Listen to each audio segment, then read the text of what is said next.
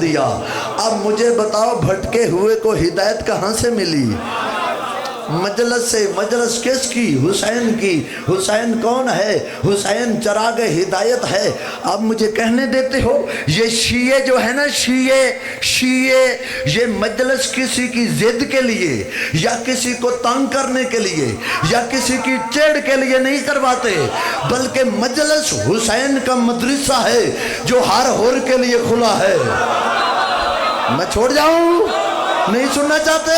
ہاتھ نہیں بلند کر سکتے؟ مجلس حسین کا مدرسہ ہے۔ رک جانا جو ابھی بھی اپنی خاموشی پہ مہارت رکھ کے بیٹھا ہے، مجلس حسین کا مدرسہ ہے۔ یہ بات میں نے جوش خطابت میں نہیں کہی، اپنے آپ میں رہ کر کی ہے، اپنے آپ کو قابو رکھ کے کہا ہے۔ مجلس حسین کا مدرسہ ہے۔ ہم شیعہ سمجھدار ہیں، ہم علی کے ماننے والے ہیں، اسی وجہ سے تو مدرسہ، اس لفظ کو یاد رکھنا، اسی وجہ سے تو ہم شیعوں نے نماز کے لیے مسجد رکھی ہوئی ہے، مجلس کے لیے امام بارگاہ رکھا ہوا ہے۔ کیوں؟ ہمیں پتا ہے مسجد میں آنے کے لیے مسلمان ہونا ضروری ہے، امام بارگاہ میں آنے کے لیے انسان ہونا کافی ہے۔ جو چاہے آئے، حسین کا مدرسہ کھلا۔ سلام یار، آپ کو سلام ہے۔ جو چاہے آئے، حسین کا مدرسہ کھلا ہے۔ اور جاؤ پینسرا کی پرائمری سکول سے لے کے الازہر یونیورسٹی تک کے ذرا سکولوں، مدرسوں، کالجوں کا قانون تو دیکھو۔ اگر تمہارے کالجوں کے اندر تم نے داخلہ لینا ہے، وہاں پہ علم حاصل کرنا ہے، کیا کرو گے؟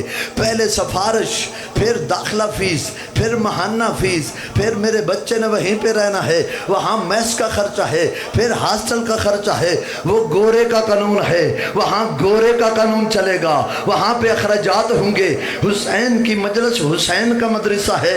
یہاں آ کے زمانہ دیکھے، نہ داخلہ فیس ہے، نہ ماہانہ فیس ہے، نہ انٹری کے پیسے ہیں۔ شاہ جی یہاں پہ داخلہ بھی فری ہے، یہاں علم بھی فری ہے، جاتے ہوئے لنگر بھی فری ہے۔ حسین بول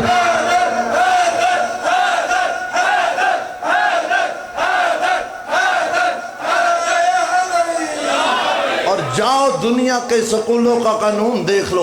اگر اسی سکول کے اندر 5ویں جماعت کا بچہ اپنے دوست سے ملنے کے لیے 4تھی کلاس میں جائے، ٹیچر بول کے کہتا ہے بیٹا چل تو اپنی کلاس میں، وہ 4تھی کا ہے تو 5ویں کا ہے، تیری علمی استطاعت زیادہ ہے ان کی تھوڑی ہے، تو کیا کرنے آیا ہے؟ اور وہی 4تھی والا 5ویں میں چلا جائے، 5ویں کا ٹیچر روک دیتا ہے، تیری علمی استطاعت کم ہے۔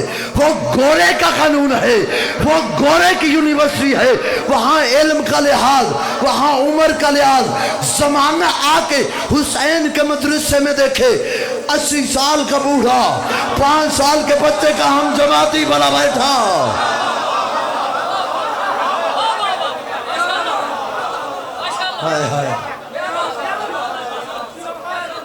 اتنی بڑی نجات۔ اور خدا کی قسم جاؤ دنیا کے سکولوں کے اندر قانون دیکھ لو، پروفیسر کے لیے علیحدہ جگہ ہے، بڑے ٹیچر کے لیے علیحدہ جگہ ہے، پرنسپل کا علیحدہ تنخواہ ہے، چھوٹے ہیڈ ماسٹر کی علیحدہ ہے، سینئر ٹیچر کی علیحدہ ہے، جونیئر کی علیحدہ ہے۔ یہ حسین کا مدرسہ ہے، جہاں پر کروڑ پتی بیٹھتا ہے وہاں پھٹی قمیض والا بیٹھتا ہے۔ رک جانا، میں ہاتھ جوڑ رہا ہوں، 1 منٹ کے لیے رک جانا۔ میسج میں آپ سے کہہ رہا ہوں، جب حسین اتنی نجات بانٹتا ہے تم کسی کی منتیں نہ کیا کرو، تم کسی کے ترلے نہ کیا کرو کہ آ یار حسین کی مجلس نہ آئے، جائے ناران کا غام جائے۔ وہ مجلس میں آئے تو کیسے آئے؟ جن کے بڑے رسول کے جنازے میں نہیں آئے تھے، ان کی نسل کے بچے رسول کے بیٹے کے ذکر میں آئے تو کیسے آئے؟ ہائے ہائے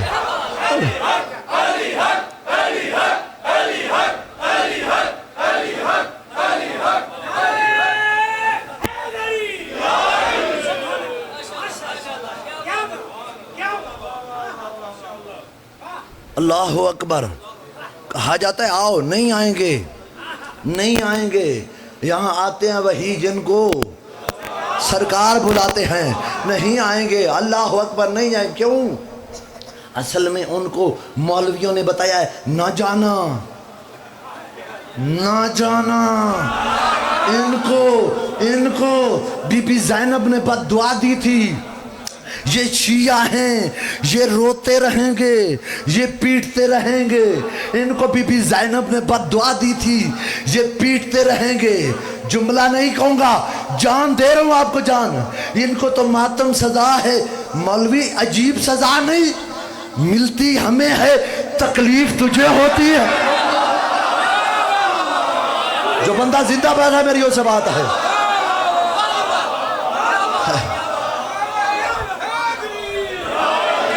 اگر ماتم سزا، بابا بیٹھ جا، ناراض نہ ہونا، میرے پاس ٹائم نہیں ہے، مولا کا واسطہ، آپ کی محبت میں کہ میرے پاس ٹائم نہیں ہے۔ یہ کہتا کہ ماتم سزا ہے، ماتم بد دعا ہے، عجیب سزا نہیں ملتی ہمیں ہے، تکلیف تمہیں ہوتی ہے۔ اگلے جملے کا استقبال اگر حالت قیام میں کھڑے ہو کے بھی کرو، پھر بھی جملے کی قیمت میرے لیے تھوڑی ہے، لیکن جس انداز سے سنو آپ کی مرضی ہے۔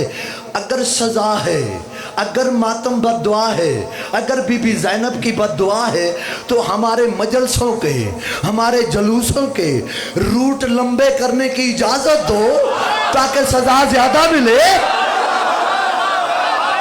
بولو یار، بولو جماعت بھی بیٹھے ہوئے ہو۔ عزادار زندہ باد، عزادار زندہ باد، اللہ اکبر۔ میں نے لاکھوں کے مجمع کو چاٹنا ہے، میں نے کیا کرنا ہے لاکھوں کا مجمع؟ تھوڑے سے بیٹھے ہوئے ہو، کم ظرف نہیں ہو، جملوں کی قیمت لگا رہے ہو، مجھے جملہ کہنے دو۔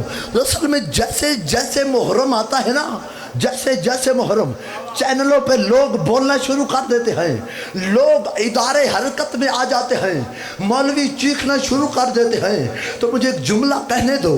عزاداری ماتم، یہ جملہ میری پسلی سے نکلا ہوا ہے، ماتم عزاداری ایسا ڈی این اے ٹیسٹ ہے، یہ جب بھی ہوتی ہے جہاں جہاں جتنا یزید ہو نکل کے سامنے آ جاتا ہے۔ جہاں جہاں جتنا یزید چھپا ہو، بابا جی تیری جوانی بزرگی کو سلام ہے، جہاں جہاں جتنا یزید اصل میں یہ مولوی جو ہے نا جال ڈالتا ہے، جال ڈالتا ہے عزاداری سے روکنے کا۔ کیوں؟ اس کو عزاداری سے کچھ نہیں ہے، اصل وجہ یہ ہے جب عزاداری ہوتی ہے نا، عزاداری کے اندر ان کے بڑوں کے کردار اشکار ہوتے ہیں۔ کسی طرح چاہتا ہے ہمارے ابوں کے کردار چھپ جائیں، اور پھر یہ رکنا چاہتے ہیں، جملہ سننا، اب یہ روکنا چاہتا ہے وہ عزاداری رکے تو کیسے رکے؟ جس کی بنیاد علی کی بیٹی نے رکھی ہو۔ ہائے ہائے، جس کی بنیاد علی کی بیٹی نے رکھی ہو۔ اب بی بی نے دشمن کے دربار میں کہا تھا کد قیدن سا ناسب جہدن فواللہ لا تمہ ذکرنا ولا تمیت وحینا۔ یزید جتنا مرضی ہلے کر لے، جتنا مرضی بہانے بنا لے، میں صدیقہ کی بیٹی ہو کے تجھے کہہ کے جا رہی ہوں، تیرے اس قید خانے کو میں حسین کا عزا خانہ نہ بناؤں۔ مجھے عالیہ نہ کہنا، مجھے عالیہ نہ کہنا۔ تو روکنا چاہتا عزاداری کو، تو کیسے روکے گا؟ جاؤ پتہ کرو پینسرے میں کون کرواتا ہے مجلس؟ پپو شاہ جی، پپو شاہ جی کو گولی مار دو، آئندہ نہ ہوگا نہ مجلس ہوگی۔ تو اس کی ایک مجلس روکنا چاہتا ہے نا جس کو تو نے گولی ماری ہے، پھر شیعہ اس کی کل کی بھی مجلس کروائیں گے، اس کے 10ویں کی بھی کروائیں گے، اس کی 40ویں کی بھی کروائیں گے، اس کی سالانہ بھی کروائیں گے، جس مجلس کی وجہ سے ماری وہ بھی کروائیں گے۔ اللہ اکبر، اللہ اکبر۔ یہ جذبہ ہے، اس عزاداری پہ علی کی بیٹی کا ہاتھ ہے، یہ نہیں روک سکتی عزاداری۔ کیسے رکے گی؟ دو بھائی مل کر اگر بزنس کرتے ہوں، کاروبار کرتے ہوں، فیکٹری چلاتے ہوں، اللہ نہ کرے دو بھائیوں کا آپس میں اختلاف ہو جائے تو ہماری دنیا کا تقاضا ہے فیکٹری بند ہو جاتی ہے، رستے جدا ہو جاتے ہیں، بزنس ختم ہو جاتا ہے۔ لیکن دو بھائی مل کر مجلس کرواتے ہوں، اللہ نہ کرے کسی وجہ سے اختلاف ہو جائے مجلس ختم نہیں ہوتی، مجلس سے دو ہو جاتی۔